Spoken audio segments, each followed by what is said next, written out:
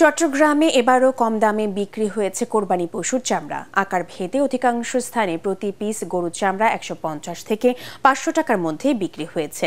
তবে গত বছরের তুলনায় এবার চামড়ার প্রতি দাম বেড়েছে ৫০ থেকে ১০০ টাকা। সরকার এবছর ঢাকার বাইরে প্রতি বর্গফুট লবণযুক্ত চামড়ার দাম নির্ধারণ করে ৫০ থেকে ৫৫ টাকা, যা গত বছর ছিল ৪৫ থেকে ৪৮ টাকা। বৃহত্তর চট্টগ্রাম কাঁচা চামড়া আড়তদার ব্যবসায়ী সমিতির সভাপতি মুসলিম উদ্দিন জানান, চট্টগ্রামে এবার ৩০০ থেকে ৮০০ টাকা পর্যন্ত কাঁচা চামড়া বিক্রি হয়েছে।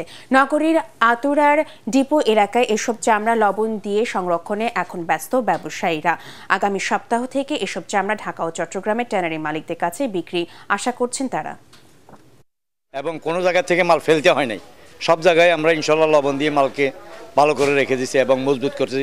মাল মোটামুটি পছন থেকে আমরা বাঁচাইছি। 200 আড়তদার ছিল, 112 জন সদস্য, বাদও আরও 100 জন ছিল। চামড়া ব্যবসা থেকে আস্তে আস্তে লোকসান দিতে দিতে দেউলিয়া হয়ে গেছে। আমার সরকার আপনাদের মাধ্যমে অনুরোধ করবে যে দামটা নির্ধারণ করছে সেই দাম আমাদেরকে দেয়, না হলে আমরা লোকসানের মুখে পড়বো।